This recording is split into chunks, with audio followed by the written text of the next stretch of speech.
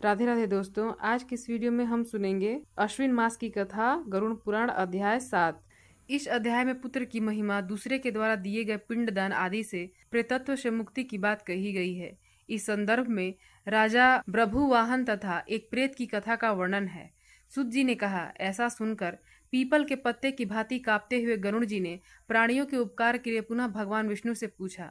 गरुड़ जी ने कहा, हे स्वामिन, किस उपाय से मनुष्य प्रमादवश अथवा जानकर पाप कर्मों को करके भी यम की यातना को न प्राप्त हो, उसे कहिए। संसार रूपी सागर में डूबे हुए दीन चित्त वाले, पाप से नष्ट बुद्धि वाले तथा विषयों के कारण दूषित आत्मा वाले मनुष्यों के उद्धार के लिए हे माधव, पुराणों में सुनिश्चित किए गए उपाय बताइए, जिससे मनुष्य सद्गति प्राप्त कर सके।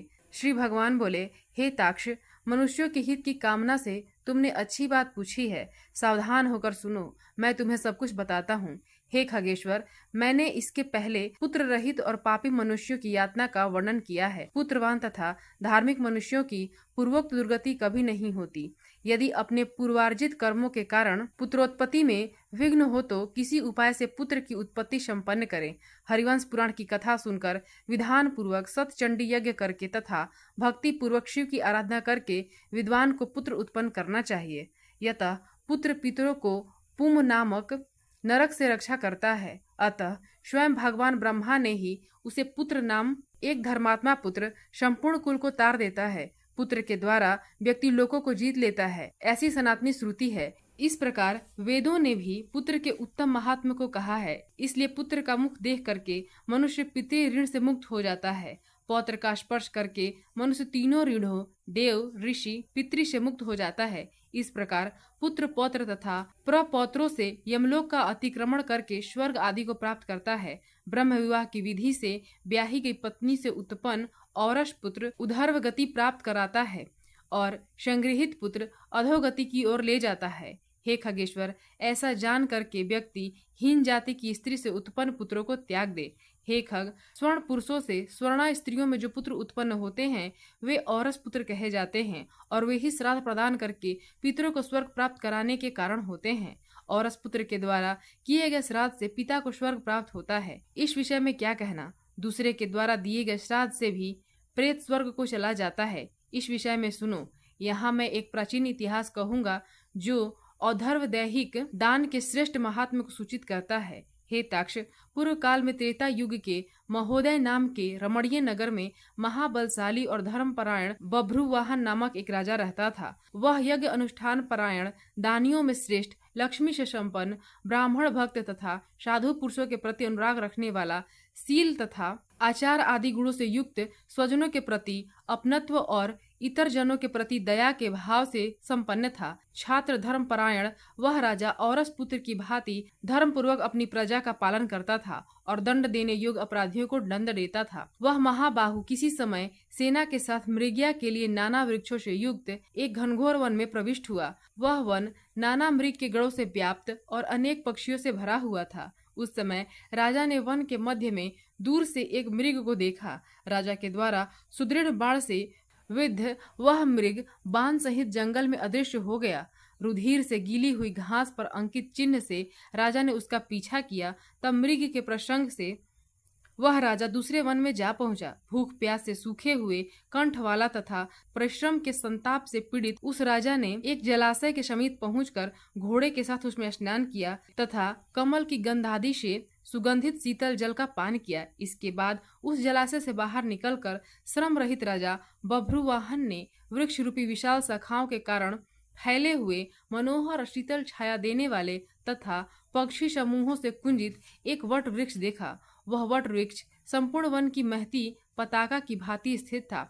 उसकी जड़ के पास जाकर राजा बैठ गया। उसके बाद राजा ने भूख और प्यास से व्याकुल इंद्रियों वाले, ऊपर की ओर उठे हुए बालों वाले, अत्यंत मलिन, कुबड़े और मांस रहित एक भयावह प्रेत को देखा। उस विकृत आकृति वाले भयावह प्रेत को देखकर बभ्रुवाहन विस्मित हो गया।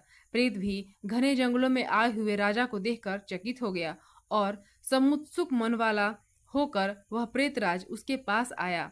हे ताक्ष, तब उस प्रेतराज ने एक राजा से कहा, हे महाबाहो, आपके संबंध से मैंने प्रेत भाव का त्याग कर दिया है, अर्थात मेरा प्रेत भाव छूट गया है और मैं परम शांति को प्राप्त हो गया हूँ तथा धन्यतर हो गया हूँ। राजा ने कहा, हे कृष्ण वर्ण वाले भयावह रूप वाले प्रेत, किस कर्म के प्रभाव से देखने में डरावने लगने वाले और बहुत ही अमंगलकारी इस प्रेतत्व स्वरूप को तुमने प्राप्त किया है। हे तात, अपने प्रेतत्व की प्राप्ति का सारा कारण बतलाओ।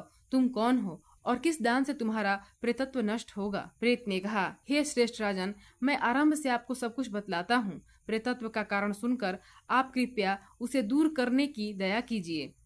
वैदिश नाम का एक नगर था जो सभी प्रकार की संपत्तियों से समृद्ध, नाना जनपदों से व्याप्त, अनेक प्रकार के रत्नों से परिपूर्ण, धनिकों के भवनों तथा देव एवं राज प्रसादों से सुशोभित और अनेक प्रकार के धर्मानुष्ठान से युक्त था। हे तात, मैं वहां रहता हुआ निरंतर देव पूजा किया करता था। आपको विदित होना चाहिए कि मैं वैश्य जाति में उत्पन्न हुआ और मेरा नाम सुदेव था। मैंने हव्य प्रदान करने वाले देवताओं का तथा कव्य प्रदान करने वाले पितरों का तर्पण किया। अनेक प्रकार के दानों से मैंने ब्राह्मणों को संतुष्ट किया था और अनेक बार दीन, अंधे एवं कृपण मनुष्यों को अन्न दिया था। किंतु हे राजन, मेरा यह सारा सत्कर्म मेरे दुर्दैव से निष्फल हो गया। जिस कारण मेरा सुकृत निष्फल हुआ वह मैं आपको बताता हूँ। मुझे कोई संतान नहीं है, मेरा कोई सुहृद नहीं है, कोई बांधव नहीं है और न ऐसा कोई मित्र ही है जो मेरी औधर्वदेही क्रिया करता।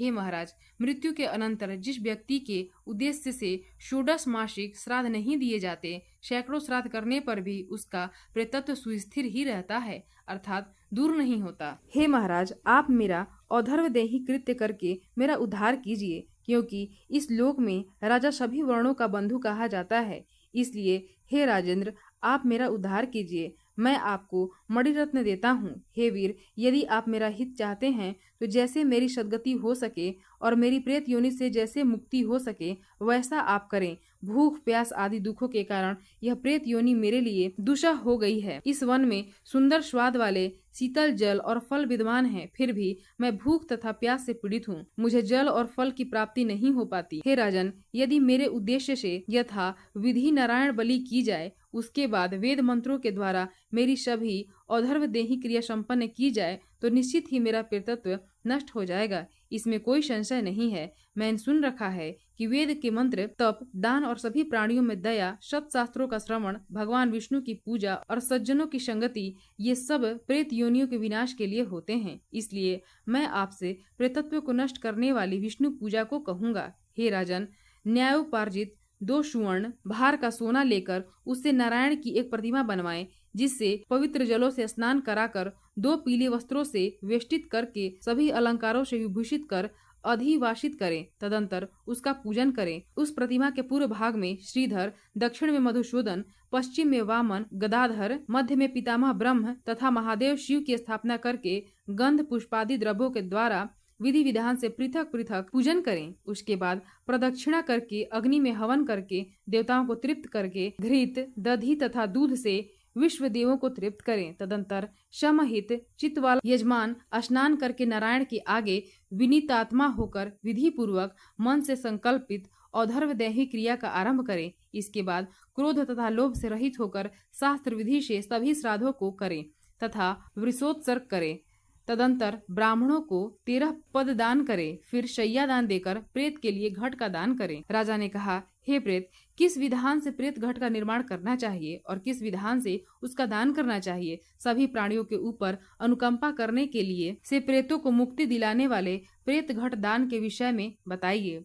प्रेत ने कहा, हे महाराज, आपने ठीक पूछा है। जिस सुदृढ़ दान से प्रेतत्व नहीं होता है उसे मैं कहता हूँ, आप ध्यान से सुने। प्रेत घट का दान सभी प्रकार के अमंगलों का विनाश करने वाला, सभी लोकों में दुर्लभ और दुर्गति को नष्ट करने वाला है। ब्रह्म, शिव तथा विष्णु सहित लोकपालों युक्त तपाए हुए सोने का एक घट बनाकर उसे दूध, घी आदि से पूरा भरकर भक्ति पूर्वक प्रणाम करके ब्राह्मण को दान करे। इसके अतिरिक्त तुम्हें अन्य सैकड़ों दानों को देने की क्या आवश्यकता? हे राजन, उस घट के मध्य में ब्रह्म, विष्णु तथा कल्याण करने वाले अविनाशी शंकर की स्थापना करें एवं घट के कंठ में पूर्व आदि दिशाओं में क्रमशः लोकपालों का आह्वान करके उनकी धूप, पुष्प, चंदन आदि से विधिवत पूजा करके दूध और घी के साथ उस हिरण्यमय घट का ब्राह्मण को दान करना चाहिए। हे राजन, प्रेतत्व की निवृत्ति के लिए सभी दानों में श्रेष्ठ और महापातकों का नाश करने वाले इस दान को श्रद्धा पूर्वक करना चाहिए।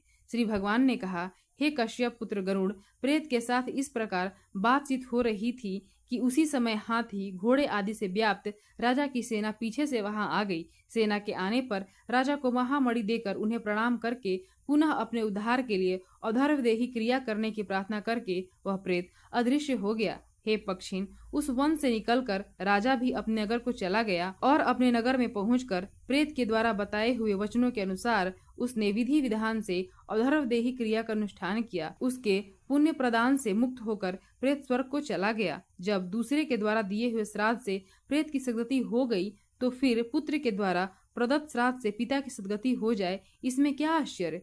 इस पुण्यप्रद इतिहास को जो सुनता है और जो सुनाता है, वे दोनों पाप आचरों से युक्त होने पर भी प्रेतत्व को प्राप्त नहीं होते। इस प्रकार गरुड़ पुराण के अंतर्गत सारोद्धार बभ्रुवाहन प्रेत संस्कार नामक 7वां अध्याय पूरा हुआ।